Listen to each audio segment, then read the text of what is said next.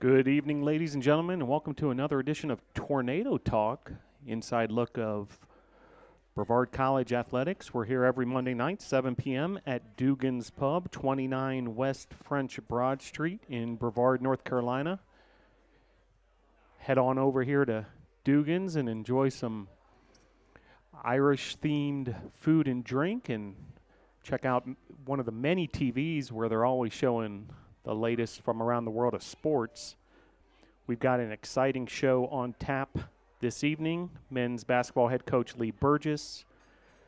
We have senior day coming up this weekend for men's and women's basketball, and we'll have men's basketball senior Cavell Kingsberry on the show.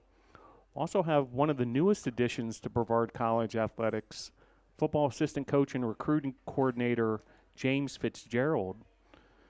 Women's basketball head coach Donald Hudson will be on the show, and two women's basketball student athletes, Shakirah Thompson and Emily Fisher. So appreciate you joining us this evening, whether you're here at Dugan's Pub or wherever you may be watching on Facebook Live. Do want to thank our sponsors, Arby's, Zaxby's, Holiday Inn Express, Hampton Inn, Ingles, Mission Sports Medicine, Comporium, Pepsi, and Dugan's Pub, and want to thank those fine sponsors. Now, since we saw you last, do want to update you on some Brevard College athletics news. Some big news over the weekend. A Brevard College cyclist competed at the World Championships of Cyclocross all the way in Denmark. Tyler Orschel competed for his home nation of Canada and finished 43rd in the under-23 category out of 63 riders. So congratulations to Tyler. Just another feather in the cap for the illustrious Brevard College cycling program.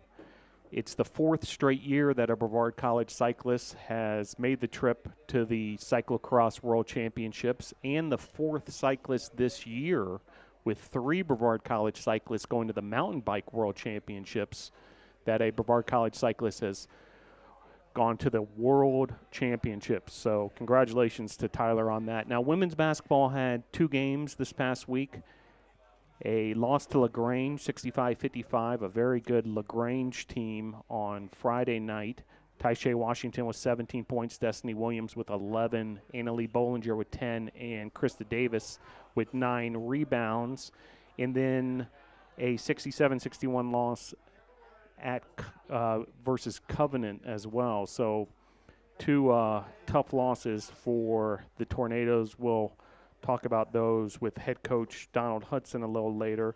Now, next up for the Tornadoes, the women's basketball team travels to Berea this Wednesday for a road game. And then Saturday, the season finale for the home schedule for the Tornadoes, home against Covenant, 2 p.m. on Senior Day at the Bosch, where Annalie Bollinger and Jatasha Hollinger will be recognized for their great careers here at Brevard College. Now, men's basketball had just one game last week. It was a 78-64 loss versus Berea at the Bosch. Levi Lamb with 24 points, his seventh 20-point performance of the season. Gaddafi Turner had 14, and Damari Hopper had 12. We'll review that a little more in depth with head coach Lee Burgess in just a couple minutes here. And the spring sports really getting underway for Brevard College. Men's and women's tennis. We had head coach Evan Schreiner on the show last week. The men's and women's tennis teams had their season opener. The Tornadoes traveled to Central South Carolina to take on Southern Wesleyan. The men's tennis team fell just 1 point short on the team competition, 5-4 to Southern Wesleyan. The highlight being senior Thomas Mittring out of Germany. He won his 12th straight singles match, winning 6-4, 6-4 in number one singles. And women's tennis traveled to the same site, Southern Wesleyan.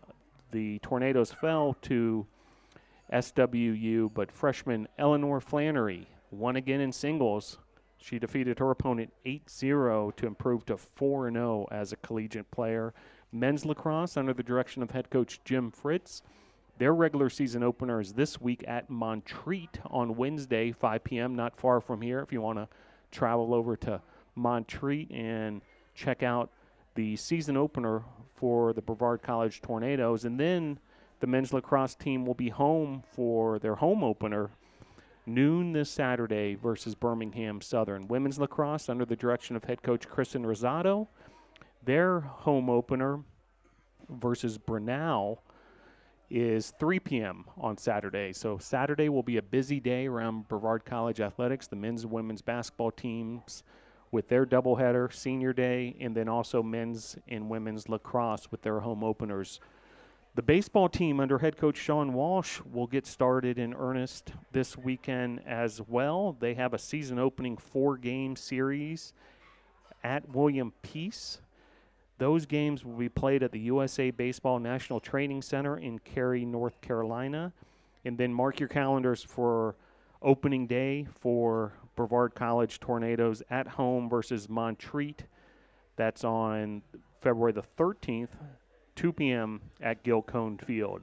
Softball under head coach Bob Lowe had an exhibition over the weekend against Spartanburg Methodist College. Their home opener is Saturday, February 23rd versus Montreat.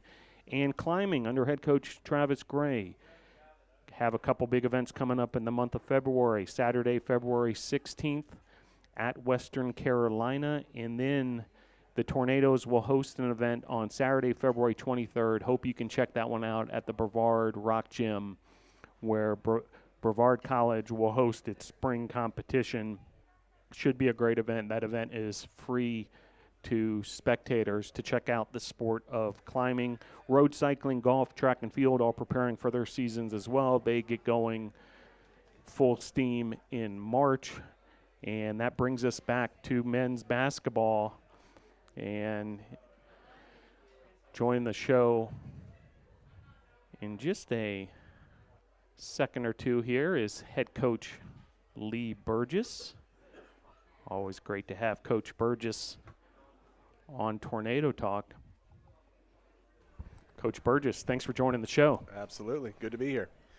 Well, Coach, just one game last week, and then the weekend off, midweek game, a 78-64 loss versus Berea. Levi Lamb, 24 points, 6 rebounds, 5 assists, 1 block. Overall thoughts from the Berea game? I know it's not the result you all were looking for. Yeah, I thought our guys, I thought we did some things well.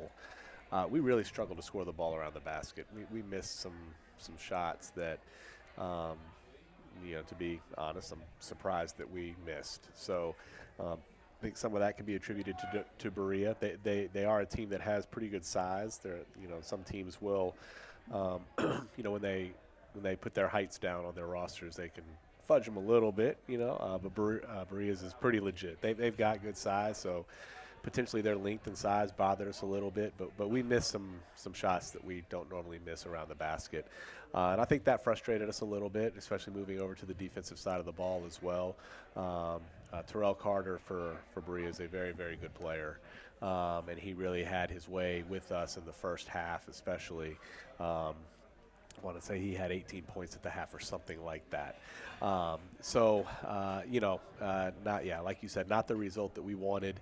Don't think our guys were out there walking in mud or not giving it everything they've got. I do think we tried, but we just too many mistakes on both sides of the ball to come away with a win. You mentioned Carter, 28 points in that game, 8 rebounds, 11 of 18 from the field.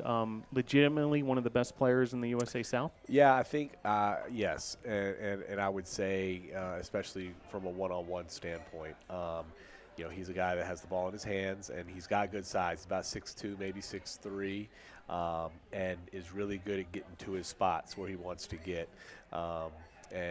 He, because of his size, if he can get you, in the paint and, get 2 feet in the ground, he's good finishing with either hand. He can shoot over a lot of people, especially guards that are guarding him. He shoots the ball well enough from the arc that you have to respect his shot from the perimeter as well. So he can score it a lot of different ways because of his size. He's a tough guard. I mean, Not a lot of perimeter players in the USA South have his size, and not a lot of bigger guys in the USA South are able to keep him in front. So he's a difficult matchup because of that. Well, the weekend off, kind of a rare weekend off after the midweek game, especially for this time of year. Yeah.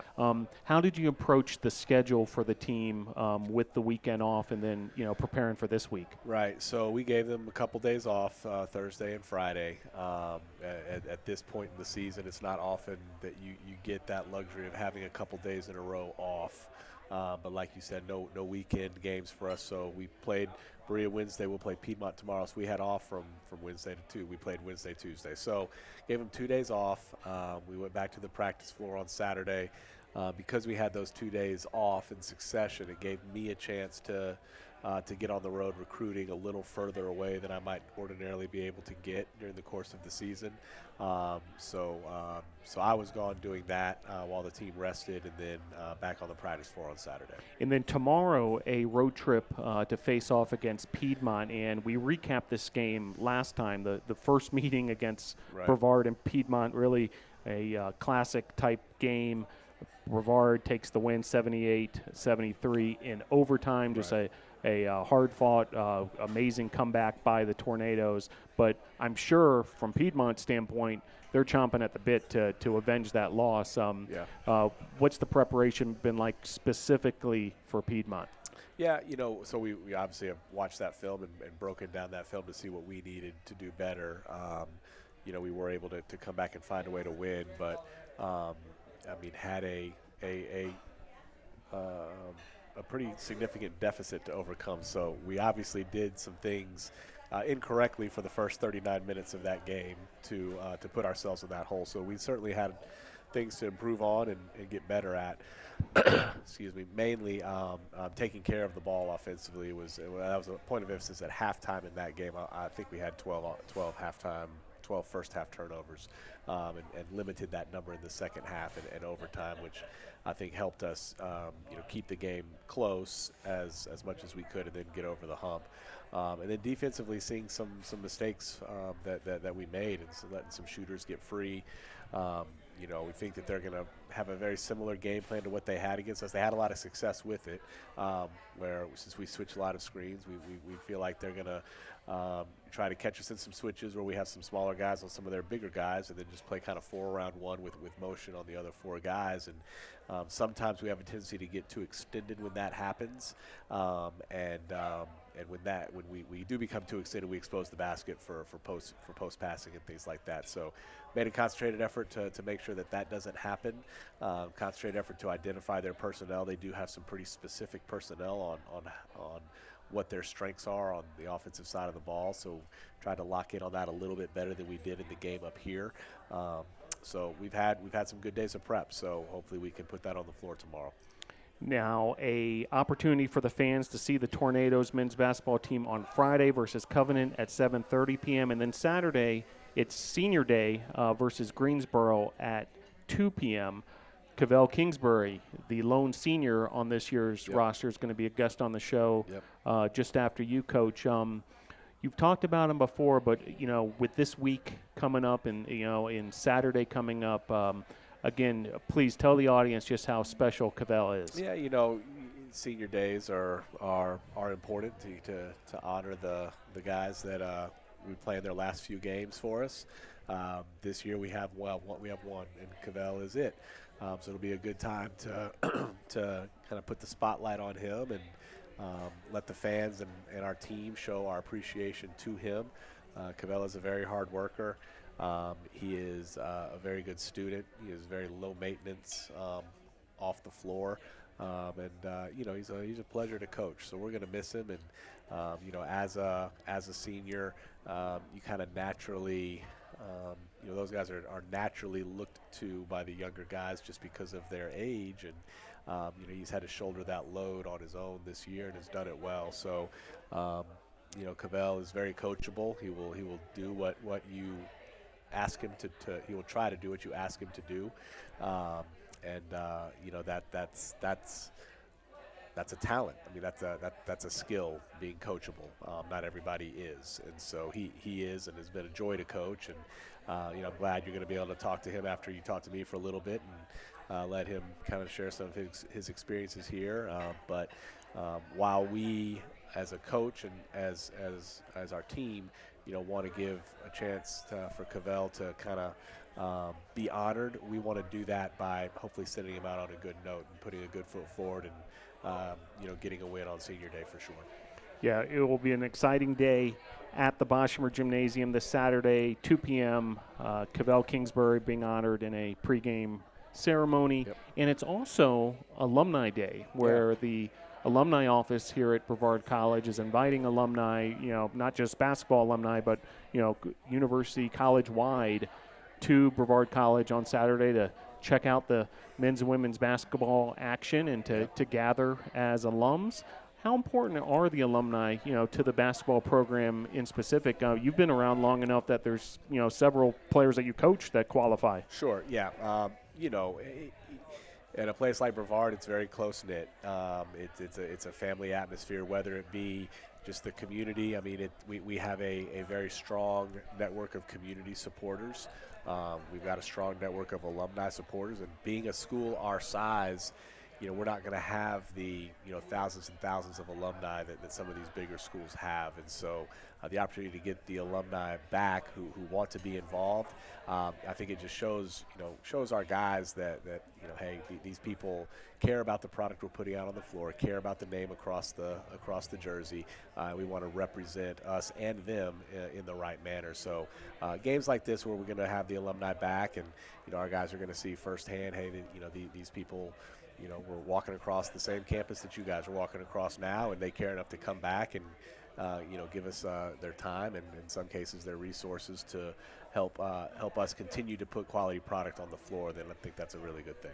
Well, we certainly invite all Brevard College alumni to the game on Saturday. Men's game at 2 p.m., women's game at 4 p.m. It's also senior day. There's also lacrosse going on out on the field, so you can really check out a lot going on campus all on Saturday. Now, Coach, do want to revisit a subject, and this kind of brings a smile to my face the second I even look at his name on my sheet here, which is Russell McKay. Okay. Team impact, 9-year-old from Cherokee, North Carolina.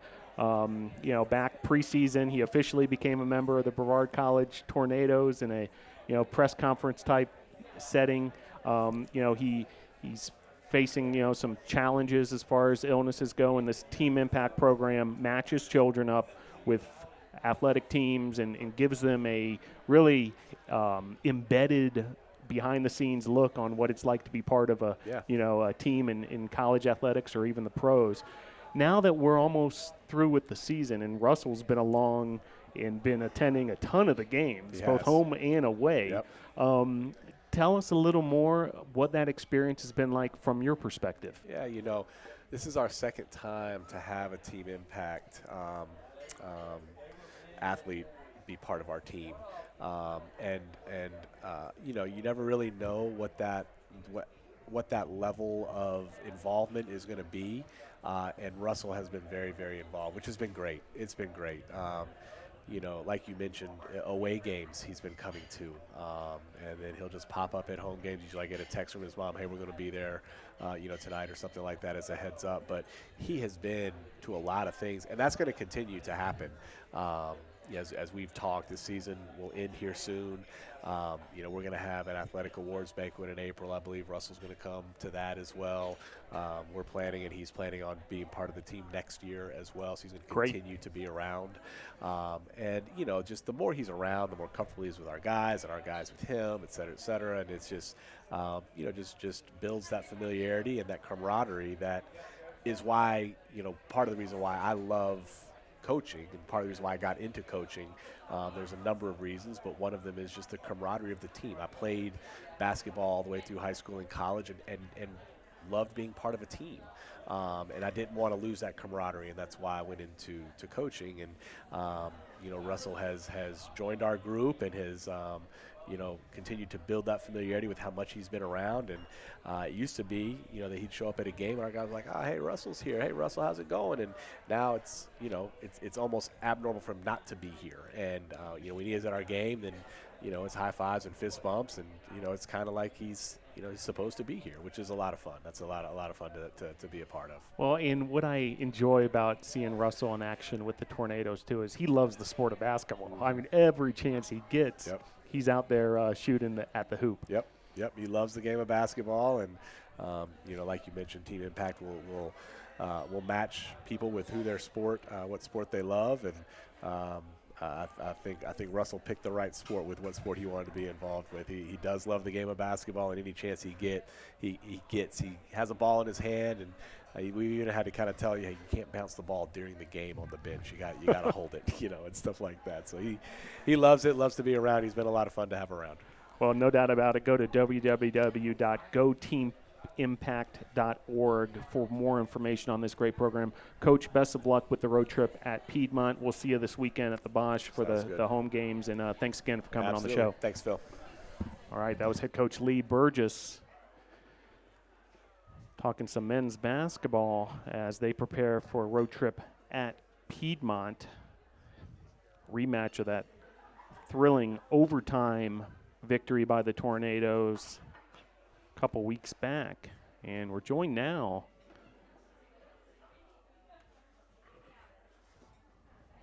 by the aforementioned senior of the Brevard College Tornadoes, Cavell Kingsberry. Hey, how you doing? Cavell, welcome back. Thanks for joining Tornado Talk. Thank you for having me again. Well, before we get into Senior Day and what all that means and everything, I want to just continue on with the last subject I was discussing with Coach, which is none only than Russell McKay of Team Impact. For you, from a player's perspective, what has it meant to have Russell part of the team this year? Russell has gave us, I feel like he's gave us like an incentive of playing harder because the stuff that he goes through is stuff I know I couldn't imagine. And a lot of my teammates is like, if he could push through and still play sports and have a smile on his face and come to my games and cheer, that we could go out there and play hard for him every day and practice hard. And you guys literally have him he's part of the team. He's there on the bench. Yeah. He's out there in warm-ups. You guys really do get him involved a lot, right? Yes, sir. Yeah. He's really good with us. It took him a while to get into warm-up to us, but now it's like he knows all of our name. He's high-fiving us, talking to us all the time. When we're sitting, going after a timeout or during time we're about to sit down, he's the first one to sit or want you to sit next to him. He's a really cool kid. Well, in any form of community service, and especially in a wonderful program like this, oftentimes, you're helping Russell, but he doesn't realize it, but he's helping you guys too. Yes, he is. So, congratulations and thanks for, being, such a good teammate of Russell and so forth. Now, on to you. And we went through this before, Cavell, last time we talked. You're a humble guy. But let's just talk about what it means, now that it's starting to wind down. Saturday's going to be, the big ceremony before the game. You're the only senior. Yeah. Have you thought about, just what this means to you, to cap it all off? Not really, but it's just like this is my end of the hard work I put in through high school, then going to a community college, and then now coming here. It's like all the hard work that I put in through the years I've been playing basketball is just coming to an end. That I just got to finish these last 5 games and play as hard as I can for me and my teammates because I know they're playing for me, so I still have to finish the season out and play for them. Yeah, but very well said. I'm sure there'll be an extra jump in your step on Saturday. Knowing that it's Senior Day, but also for your teammates. Wanted to put you out on a good net. That's what Coach just relayed to us. Now, before that though, we've got a couple games, and the first one's tomorrow at Piedmont in Demorest, Georgia. About a 2-hour drive down there. You guys will head on off tomorrow afternoon. The last time these two teams met, come from behind victory in the final minutes by the Tornadoes, a 78-73 overtime win. How much fun was that, to come from behind and pull that one off? That was a fun game, and it was a fun game to watch from a fan perspective and from my perspective, because I saw the fight in my teammates and how no matter what, we're going to fight to the end, and it showed that. It showed us that we want to win no matter what. If we're down, we picked each other up during timeouts. We told each other, believe. My chant is no matter what, believe. So every time we come and it's a timeout and we're about to go back on the floor, the first thing I say is 1, 2, 3, believe. Because I want everyone to have the same mentality as me, is that believe that we're still going to win this game. We're still in it no matter what. We just have to push and fight through it no matter what's the negative is going on. We have to think about the positives and how we can affect the game by ourselves. Well, it certainly worked that night. It was just an incredible comeback, down to the very last minute there. Levi hit in some clutch buckets down the end, send it in overtime, and then just dominate the overtime period, right? Yes. He did a great job. Like, Levi's a great player, so I wasn't surprised when that happened, him scoring like that. Sometimes it takes Levi a little jump. Sometimes we have to, fire him up for him to get. But we needed that from him, and he stepped up really big. And everyone else just followed suit from there, and we pulled a win out. Yep, and then this weekend, Friday night versus Covenant at 7:30 p.m., and then Saturday versus Greensboro at 2 p.m. Now, because of the USA South Conference schedule, you get a lot of these Friday, Saturday, back-to-back games. Are those difficult for you as a player to, turn around that quickly? Yes, sometimes, but for me, it's a mentality thing.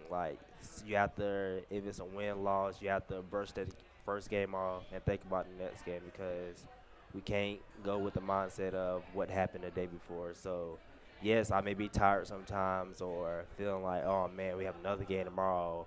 What am I going to do? How my legs going to feel?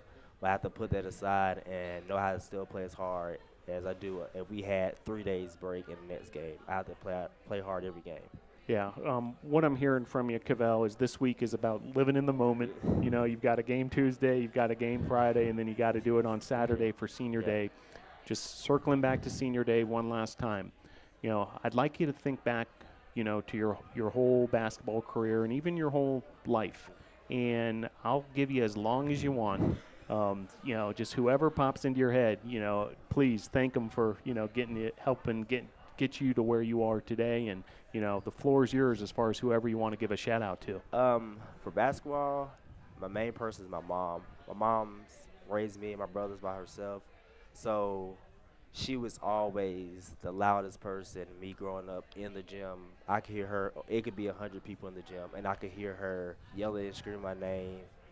And just always giving me motivation, telling me that I could be the best I could be, or I could get to where I want to be if I keep working hard.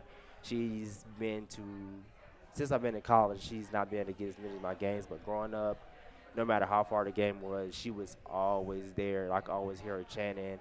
No matter if I played bad, no matter if I played good, she always there to pick me up and just keep me motivated and to get to where I am today. She really motivated me to play as hard as I do every game. And I play for her. I really play for her. And me having my brother had his first kid this year, and I want to play for my nephew too this year. So it's been a very pick me up season for me. So yeah. Well, Cavell, congratulations on a outstanding collegiate career. I know we're not done yet, so good luck this week. Mm-hmm. We'll see you this weekend at the Bosch, and thanks for coming on Tornado Talk. All right, thanks for having me. All right, that was senior Cavell Kingsberry. Will be honored this Saturday at the Boschmer Gymnasium as part of those Senior Day ceremonies before the men's basketball game. Hope you can join us on Saturday and congratulate Cavell in person for his career as a Tornado. And we'll switch gears now, talk a little football. Coach James Fitzgerald. How you doing? Great to have you on Tornado Talk. Thank you. Thanks for coming on the show. Pleasure to be on. So affectionately known as Coach Fitz, or at least that's what they're calling you around Brevard College already. Now, Coach, you started up with Brevard College just a couple weeks ago, really hit the ground running. And for those who may not be aware, you're the recruiting coordinator and also an assistant coach on the offensive side of the ball. Yep. Coach Kyatt filled me in quite a bit as far as your background and so forth. But first things first, just this process of joining the Brevard College staff, because you're an accomplished coach and recruiter from the state of Arizona. Bring us through the process of how Coach Kyatt reached out to you and so forth here at Brevard. Yeah, so kind of after our season ended at Douglas High School, where I was coaching before, we had a really great turnaround going from 0-10 to 8-2, and I kind of started to discuss some things with Coach Kyatt, and he said, hey, I might have a spot available. I said, great, let me know. And he called me again the next day and said, it's available. So, that's how I was able to join up here. I met Coach Kyatt when I was at Scottsdale Community College. Great man, someone I really look forward to working for again.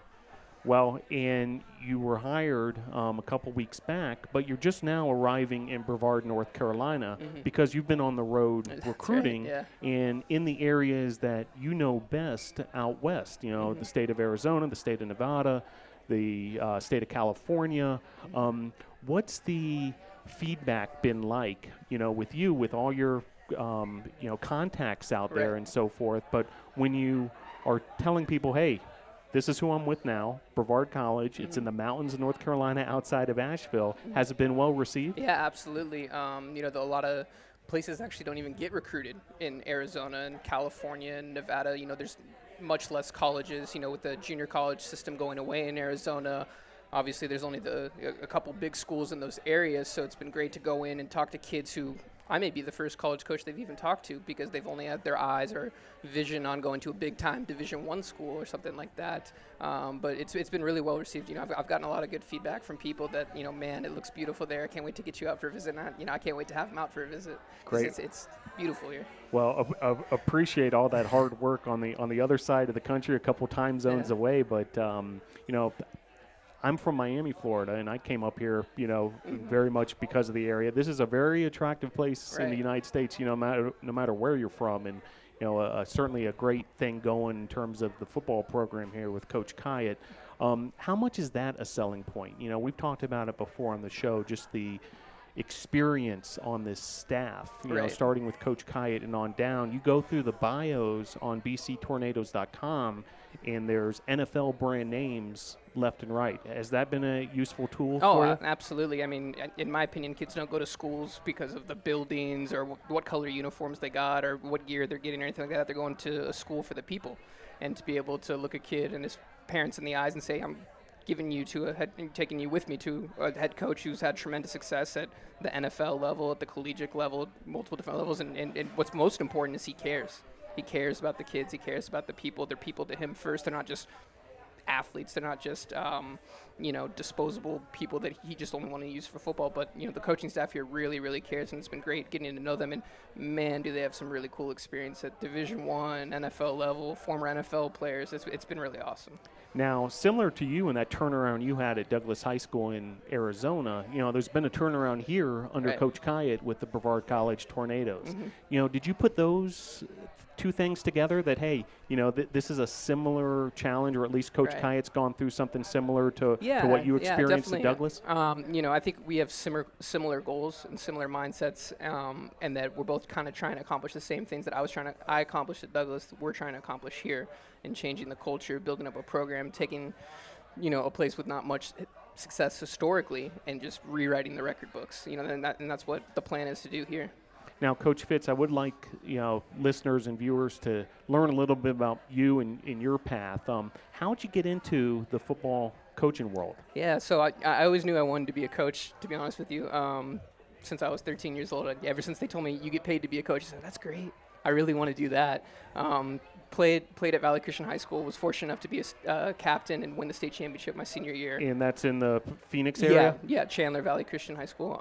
And then after that, I played at Scottsdale Community College, and then was able to get a student assistant coaching job where I got some of my schooling paid for it, helped out with filming, got promoted to the safeties coach at 20 years old. So that's kind of how I got my first start in coaching. After that, And was Kyatt there at that time? no. That was my first stint at Scottsdale when I was a player, student assistant. Gotcha. So then when I was done with my coursework, I went down to the University of Arizona, finished up my bachelor's degree while coaching at Push Ridge Christian Academy for 3 years, and great experience. Third year, we won a state championship down there, the only state championship in the school history. After that, I got a graduate assistant position at Northern Arizona University, working on the defensive side of the ball with the secondary, doing a lot of recruiting, got to meet a lot of great people that way. And then from there, I got to go back to Scottsdale and be the recruiting coordinator and tight ends coach, and that's how I got to meet Coach Kyatt. And then from there, went to Douglas for 2 years, and then we kind of touched on that earlier a little bit about the tremendous turnaround there. So now I'm excited to get back here working with Coach Kyatt. Outstanding. Well, always enjoy hearing those kind of childhood dreams start to come true, and it seems like that's the case with you. Now, Coach Fitz, I'd like to get into the process just a little bit. You know, there's thousands, tens of thousands of high school football players across the country. How do you figure out who might be a target for a place like Brevard College? Yeah, you definitely go into your network of coaches and high school coaches. You ask them first about their players, then you ask them about kind of opponents you played or what kids did well against you, and then kind of from there you do a lot of internet, online, social media research about the kid. Do we have a chance to get him? Does he already have a Division I offer? We're probably not going to be able to get a kid like that, but you want to be able to get their contact information, watch their film, get their transcripts, find out who they are as a person before you even start, getting really into recruiting them. You kind of want to do all your background information first, get all of your, ducks in a row, and then really start hit the ground running with the kids. Yeah, and, what's interesting is once you identify the student athlete and you get to know them a little bit, it's not like, hey, he's a good linebacker, let's get him in here. You're also then checking his character and things that to see if he's a player you actually want ultimately to play for you. You got to check that first. You got to find out about the person that's going to be putting on the helmet. It doesn't matter what he does in the field if he's not going to do great things for you off the field, if he's not going to go to the classroom all the time, if he's not going to bust his butt in the weight room, if he's not going to take care of all the little things that, when added up, become a huge, huge deal. It's really about the kid first. And then if he can play football, that's the perfect package that I'm looking for. Now, Coach Kyatt informed me that you're going to work primarily with the fullbacks and the H-backs offensively.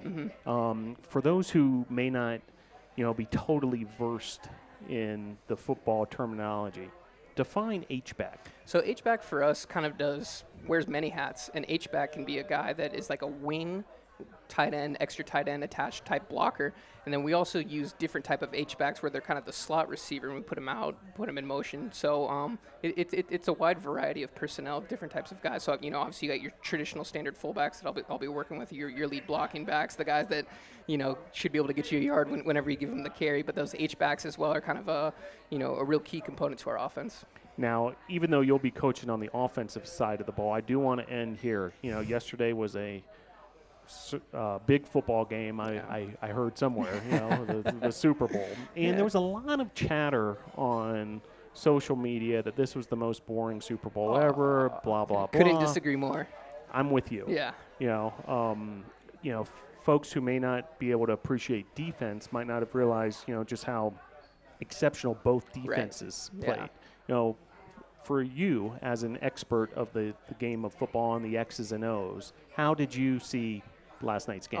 Just one of the best chess matches you've ever seen. So many motions and shifts and different coverages and disguises. And that game tapes can be studied for years and years by future coaches on how to stop these high prolific offenses. And they put it on full display there. And it was a really great game to me. I know it wasn't a ton of points and it wasn't 70-50, but we saw how good the Rams were earlier this year when they put up 50, 60 points on Monday Night Football, and to be held to 3 in the Super Bowl is just a testament to Brian Flores and that Patriots defense. And I feel bad for the Rams defensive guys. You didn't even give up a touchdown to Tom Brady.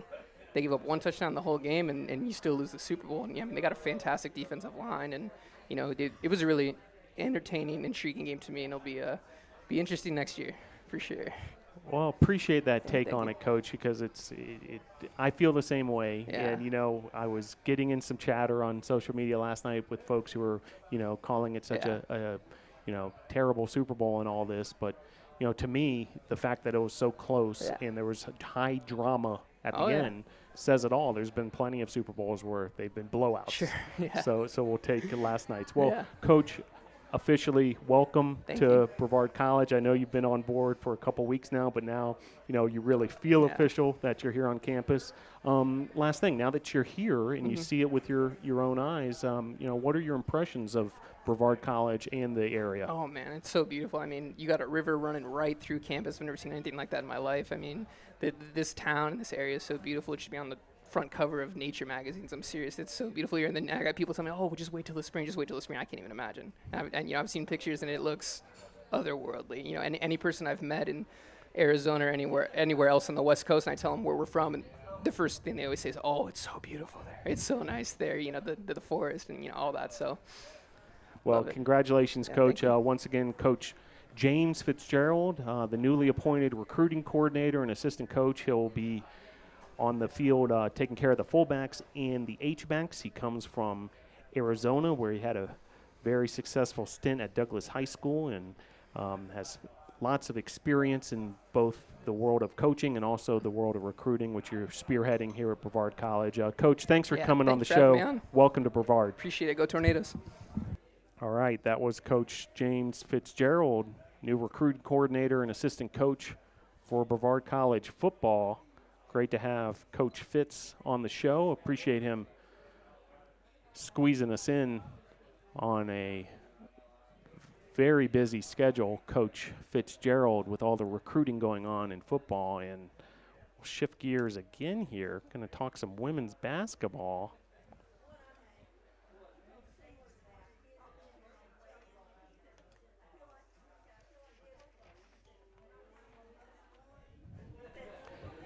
Happy to be joined now by two women's basketball student athletes, Shakirah Thompson and Emily Fisher. Thanks for joining the show, ladies. Thanks for having us. Thank you. Now, I've seen all your home games, and the number one impression I get when the two of you slide in here next to me is those two can shoot. Yes. They can drain some threes, these two, Let's start there. What's it like to work on your craft as a long-range shooter? And, are you just putting in as many hours as you can shooting? Yeah, during the summer and over, the season, we get in the gym with AB or each other and just get as many shots up as we can. Mm-hmm. We have a 200-shot series that we do every week. We record and give it to Coach. He likes to see our percentages. Yeah. Wait a second. 200 shots? Tell me how that works exactly. So we have a sheet of paper, and it gives us a certain amount of shots that we're supposed to make at every position, and then 200 every session. So we do it 2-3 times a week, so we get close to 1,000 shots up every week. Wow. That's no joke right there. And, Yeah. I'm sure it pays off, too. It does. Now, I have seen a drill and warm-ups you all do as well, and it's almost like a team effort, like a camaraderie thing, and that you guys as a team have to make 10 straight shots from different spots. Yes. Mm-hmm. Tell the listeners a little more about that drill, in case they want to get out to the game early and check y'all out. Well, we do DePaul. I know we do DePaul, and we have to make 15 layups, 10 mid-range shots, and then 10 threes, and we go back down the ladder. So it really gets us warmed up, especially if we go fast at it. So it's like a cardio warm-up, Yeah. get your blood going, but you also have to hit those shots, right? Mm-hmm. Lots of focus involved in all of that. Big pressure. Now, Emily, you're a freshman from Beaufort, Georgia, Yes, Beaufort sir. High School. Yes. And this is obviously your first season here at Brevard College. How do you like Brevard College so far? How are you enjoying your experience? I've really gotten plugged into the community. When I first came here, I was a little unsure about where to go and everything, but I had the basketball team and I joined some clubs, and I met Shakirah and Tasha and Avery, who have also been on the show first. Avery's actually my roommate, and I just got in the gym and started talking to everybody, and everybody is super nice. Everybody's really open on campus. And now, Shakirah, you've been around here a little longer. You're a sophomore, so you're in your second year, and you're also from the state of Georgia, but you're from big city of Atlanta. Yeah. How have you enjoyed Brevard College and Brevard, North Carolina? Even though it's not that far from Atlanta, it's a lot different than Atlanta. Yeah, it's a lot to get used to. I mean, not as many places to go, but you have to make it fun for yourself. and like just get people around you to hang out with and stuff. Now, this Saturday is senior day, Yes. okay? So I would like you each, to talk about the two seniors, Annalie Bollinger and Jatasha Hollinger, just how much they've meant for you personally and what they mean for the team. Let's start with you, Emily. Well, AB has been a great mentor, especially since coming in. She's like the queen of threes, and everybody wants to be like her. And she'll take you under her wing, and she'll help you out.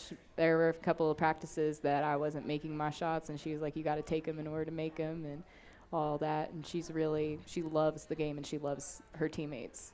And I'm really going to miss her, honestly. Well, the queen of threes, that's a appropriate nickname. She's just a couple away from the career three-point record here at Brevard College. She's also within striking distance of scoring 1,000 career points as a collegiate player. Yes. We'll keep on going on Annalie, then we'll get to Jatasha. How about your thoughts, Shakirah, on Annalie Bollinger? Like Emily said, she's a good role model, and like we really do look up to her. Like if she has the three going on the game, it's like everything else just falls into place, and we really just take her energy into the game. Now, Jatasha Hollinger, also a senior who will be honored on Saturday, and also from Atlanta, Georgia, just like yourself. She's a different player on the court than Annalie. She's more of like, hey, getting the little things done, a lockdown defender, those kind of things. Tell folks what they might not know about Jatasha and what she's like, as far as, helping you all as younger players. Well, she really helps me on the defensive end. Like, I would kind of look at her as how she defends on a good athlete or whatever. And, like, I knew her kind of before she came here.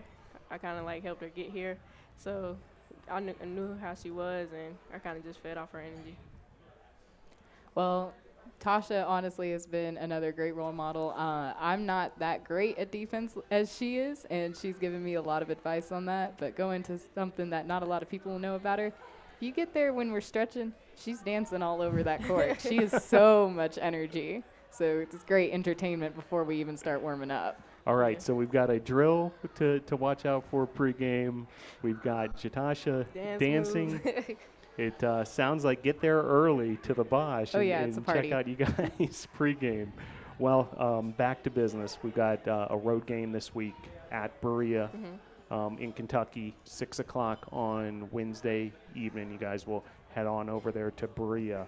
What has Coach told you about what you guys need to be focused on for Berea? Well, I know he's like really mentioning like we lost by one last time, so we have to really get after it at the beginning of the game. I can't just let them think they can come just because it's their house. They have to protect it. We have to go take it from them. Yeah, we need to focus on boxing out and just really calming down on offense. Everybody has the ability to score, and everybody wants each other to score. We just seem to really hype each other up, and that gets us going a little too fast on offense, but it's great for defense. And now tell me a little bit about playing on the road. I know it comes with its challenges. You've got to deal with, an environment that you're not used to, a locker room you're not used to. Your fans aren't necessarily there. The other team's fans obviously are there. What are the biggest challenges with playing on the road? Well, I know one thing is like getting your shot. It's harder to get your shot in the basket because you're not used to the rims or the balls that you shoot with or whatever. So that's kind of one of the things. We have to really get our energy up through layups and stuff like that before we can get our shots up. Yeah, the little things before the big things. Definitely depth perception too. That's crazy. And new gyms and getting off the bus after it's going to be about 5 hours, I think. That's definitely the hardest part for me personally, is going from sitting on the bus for 5 hours to getting pumped up, because sometimes we hit traffic and end up having to get pumped up earlier than we thought. Yeah, and part of that is it's physically getting your legs stretched out and things like that. No doubt. Now, last thing, just so viewers and listeners can learn a little bit about each of you, I'd like to hear from each of you when you started playing basketball and what made you fall in love with basketball. Well, I started playing basketball in 7th grade, but I didn't really take it seriously. I just took it as like something to do until like 9th grade. So I started really getting in the gym, and my dad is a huge basketball fan, so like he kind of got me into it. He taught me everything, and we started going to like trainers and things. So it really like helped me get to where I am now. Nice. Yourself? I started playing in 3rd grade, kind of the same. I did rec ball, kind of fun. I really love shooting. One of my coaches for a really long time was Coach Bill Fermella from Atlanta, and he taught me my shot, and then I went on to play at Beaufort High School, and there's nothing like playing at Beaufort High School. If you look us up, it's crazy. We won 3 championships in my 4 years there, and that kind of gets you going. Nice. Well, I figure if you YouTube Beaufort High School girls basketball, you can find some cool stuff out there. We'll be sure to take a look. Well, ladies, thanks for coming on Tornado Talk. Best of luck at the road trip at Berea. We'll see you when you return at the Boshemer Gymnasium this weekend. Fans want to make sure you come on out. Following the men's game, women's basketball versus Pfeiffer at 4 p.m. this Saturday. Last thing, when there's a men's and women's doubleheader, and this season the way it's working is the men's team plays first and then the women's team comes after. How does that affect you guys? You know, do you guys like those days because, you know, there might be some more energy in the building? Yeah, I do like see how the crowd is going to react to certain things. I like the boys really hype us up for our game, so we see how the refs are going to do and things like that. Yeah, the gym's definitely buzzing. You can feel it when you're about to run out for warm-ups in those doors and everything. Well, I'm sure the men's basketball team will get the place plenty warmed up for you all, you know, and Saturday, hope fans can come on out to Senior Day, 4 o'clock versus Pfeiffer, when the women's basketball team will be back in action. Good luck this week at Berea. We'll see you at the Bosch on Saturday. Thanks for coming on Tornado Talk. Thank you for having us. All right, that was Shakirah Thompson and Emily Fisher, 2 women's basketball student athletes. Great to have them on the program this evening as they prepare for their road trip at Berea. And right on cue, we'll discuss women's basketball even more in depth with this next guest. Great, as always, to have on the show head coach Donald Hudson. How you doing, Phil? Coach Hudson, thanks for joining the show again. Thanks for having me. Well, Coach, a couple tough results this past weekend, a 65-55 loss on Friday night versus Huntington. Let's start there. Huntington's one of the best teams in the USA South. There's no doubt about it. They improved to an amazing 8-0 on road games following that win against Brevard on Friday night. Let's start with the good. What were the good things you saw out of the Tornadoes on Friday? The good things about that game, really one thing stood out. I thought we really locked into the scout and competed defensively. And that's what we've been asking the team to do all year. And I thought we really did a good job of that. That's a team that was averaging 77 points coming into the game, and we held them to 64, I think. 65, 66, yep. Yeah, so that's keeping them up under their averages, but we didn't quite get over the hump. You know, like you alluded to earlier in the show a little bit, we've had some tough losses, and that was one of them. But that was one that I was kind of pleased with my team for competing. Well, we had some issues offensively, some things that we had to clean up late in the shot clock or late in games, and not sticking to our offensive scheme. You know, so some things that we have to clean up, but I was really pleased with the way we competed defensively. Now, one number just popped off the stat sheet, which was the offensive rebounding category. The Tornadoes with an 18-2 advantage. Was that something that you had emphasized going into that game as an opportunity for Brevard?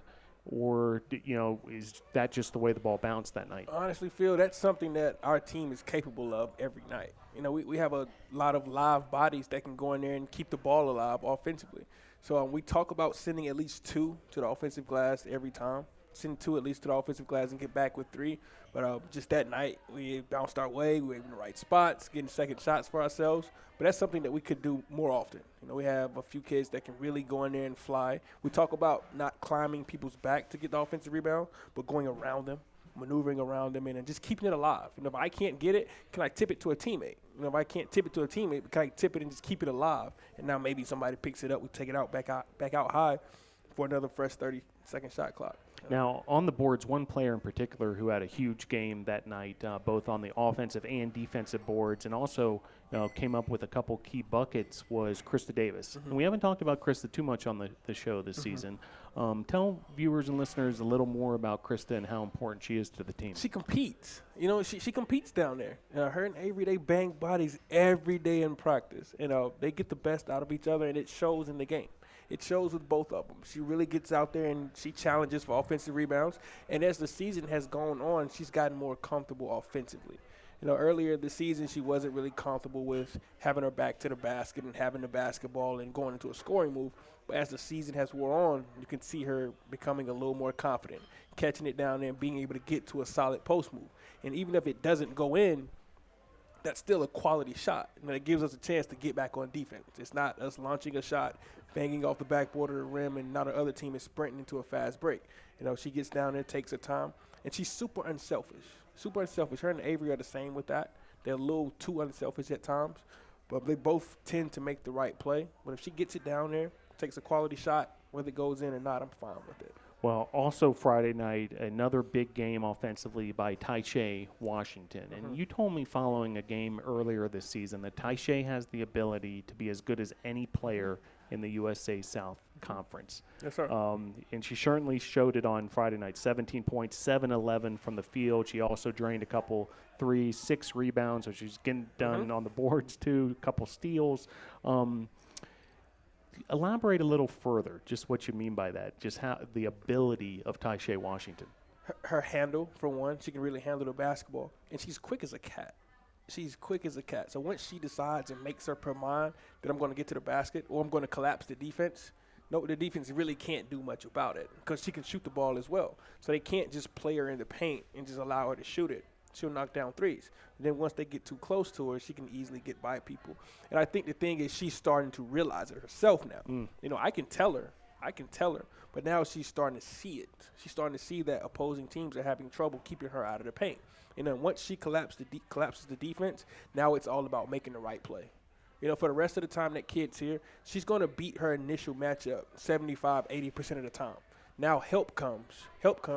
Now what do? I jump stop floater? Or I jump stop kick out to a teammate? Or I jump stop and dump it down to my big? Now it's just going to be about decision making. And I want to challenge her. I don't know if she's watching or not, but I'm sure she'll hear it. You mentioned rebounds. I want to see if she can get a triple-double at some point before she graduates. I think she's capable of it. It's almost, she sort of reminds me almost like a Russell Westbrook. She can do that, type, right? Yes. I would love to see her get a triple-double before she graduates. Wow. That's something that's never been done here, and I think she definitely has the capability to do it. 100%. Well, we'll certainly be watching every step of the way, and if she pulls it off, we'll be celebrating yes, that sir. night. Yes, sir. Now, the next day, a tough 63-54 loss to Covenant. I know a lot of energy was expended on Friday night against Huntington, but I know you don't want to hear excuses. But from my vantage point, it seemed like, a bit of a letdown after that big effort against Huntington. Coach, how did you see Saturday's game? I agree. And the way that Covenant plays, their style of play, it doesn't show up in the first half. They press you full court. They trap in the backcourt as many times as they can. So if you get it side to side, they'll look to trap back there. And it wears you down. Over the course of a game, it really wears you down. Not only physically, but it also wears you down mentally. Like, I'm tired of dealing with this pressure. Can y'all please back off? And it gets heavy on your legs early in the third quarter. And as you can see that we had a 7-point third quarter. That's when the pressure kind of got to us a little bit. It kind of sped us up, took us out of our stuff. We took us out of our comfort zone with our offense and everything. And that's one that we got to go back and clean up some things offensively. We're 1 or 2 possessions away from making that a closer game, and not to mention the free throw line. We were terrible from the free throw line. We lost the game by 10 points, and I think we also missed 10 free throws. Not to say that we would have made every one, but it's a different game. Sure. It's a different game. Well, you have to turn the page quickly. Wednesday at Berea, a 61-60 Berea win in the first meeting between these two teams back on January the 2nd. Yes, sir. Obviously, two evenly matched teams going at it with a 1-point deficit. The last time around, what's going to be the key to end up in the win column this time? The key to this game, in my opinion, Phil, we got to go on the road and we got to execute. We have to execute our stuff. They're going to play a 2-2-1 press back into a 2-3 zone, and we're comfortable against zones. You know, we've seen them all year. It's just going to be about us executing our stuff and continuing to get stops defensively. I've been pleased with us as of late defensively. We've got to continue that trend. Continue that trend and getting stops and put them on their heels some. You know, let's get some stops and let's push the ball up the court. Let's make them get back in transition defense. Let's look for some early shots, some early transition offense, you know, secondary breaks in offense, and keep them on their heels. So defend and execute our zone offense at a high level. I like our chances. And then following the trip to Berea, back here to Brevard for the senior day on Saturday, where two seniors will be celebrated, Annalie Bollinger and Jatasha Hollinger. It'll be, you know, their day in the spotlight. You know, we talked to your players, you know, just earlier about these two, and we've talked about them before on the show, but, you know, one last time around at the Bosch for these two. Oh, yeah. Can you sum up how important these two have been to your program, Coach? I mean, they're great people. You know, people come and watch the games, and you see the player. You see the player. They're good players. They play extremely hard. They do everything that I ask them to do. You know, and I can't ask for more than that. But the thing to me is about both of them that we're going to miss is their high character off the court. You know, I can't speak how much that means to the program. You know, and on the court, if Annalie gets it going, it just eases everyone else. Just takes a little pressure off everybody else when she's making shots. And I know anytime I call Jatasha's name to go check in, I know exactly what I'm going to get. She's going to fly around out there. She's going to give her best defensively. She'll knock down an open three. But I know she's really going to give me everything she has on the defensive end. And the season has flown by. You know, it's not the season that we wanted from a wins and loss perspective. But we've all come closer together as the season has wore on. And we're really going to miss those girls. You know, not just on the court, but off the court as well. You know, this part is not always easy. They become part of your family.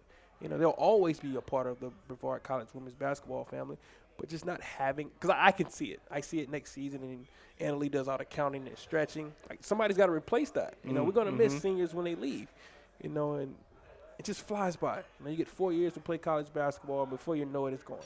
So everybody come out and let's send these seniors out the right way. Well, Annalie Bollinger and Jatasha Hollinger will be honored prior to the women's basketball game. There's a men's game that day as well, leading up to that game. Also, senior day, we had Cavell Kingsberry on the show. He'll be honored as well. So three very deserving seniors that day. The numbers aren't big this senior day, but boy, is that a special threesome. It is. We're going to miss them all, even Cavell. Now, it's also on Saturday, Alumni Day, so the alumni office is working hard to get as many alumni from not just, men's and women's basketball, but from across, the college at large to your games on Saturday. Yes, You're sir. an alum yourself. I am. And I asked Coach Burgess this question. How important are the Brevard College alumni, to your program as the women's basketball coach now? That's how you build tradition. You want to build a program such that it gets to the level where people always want to come back. For things like homecoming, alumni day, that's how you build things. You build something that, okay, I'm going to put this on my calendar, and every year I'm going back. Every year, and that's where it starts. It starts small. And before you know it, you have 50 people coming back just to come be a part of it, just for that one day, and it's special. That's special. You build a group that's so cohesive, that's so tight, that they always want to come back and see each other and check on each other and know how each other's doing. So hopefully this Saturday goes well, and it's something that we can build on going forward. It's make it big this year, but let's make it even better next year. Let's make homecoming a big thing. Yeah. It's something that everybody wants to come to every year. Well, big opportunity for alums who might be tuning in.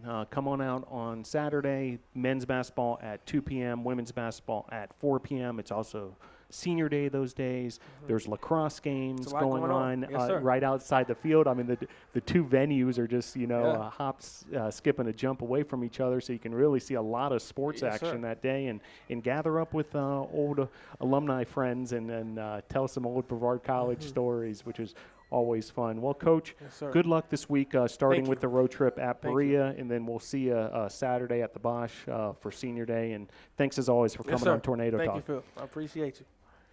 All right, head coach Donald Hudson helping us wrap up this edition of Tornado Talk. And do want to just remind you one more time, head on out to the Bosch on Saturday for Alumni Day and Senior Day, 2 o'clock men's basketball, 4 o'clock women's basketball, also lacrosse season openers that day as well. The men's lacrosse team will play at noon and the women's lacrosse team at 3. Best of luck to the baseball team, which opens its season this weekend at the USA Baseball National Training Center with a road trip at William Peace. And want to thank all of our guests for another great edition of Tornado Talk. Head coach Lee Burgess from men's basketball senior Cavell Kingsberry, the newly appointed recruiting coordinator and assistant coach for football, James Fitzgerald, women's basketball student athletes Shakirah Thompson and Emily Fisher, and women's basketball head coach Donald Hudson. Also want to thank our sponsors, Arby's, Zaxby's, Holiday Inn Express, Hampton Inn, Ingalls, Mission Sports Medicine, Comporium, Pepsi, and Dugan's Pub. Check out the official website of the Brevard College Tornadoes, bctornadoes.com, and be sure to follow the Tornadoes on Twitter and Instagram at BC Tornadoes. Brevard College Athletics Facebook page, also a good spot to settle in, and make sure you subscribe to the newly created YouTube and SoundCloud channels where you can see even more Brevard College Athletics content. Want to thank all of you for tuning in tonight. We'll see you next week for another edition of Tornado Talk, and hopefully see you at the Boshemer Gymnasium this weekend for Senior Day. Thanks for tuning in. Have a great evening.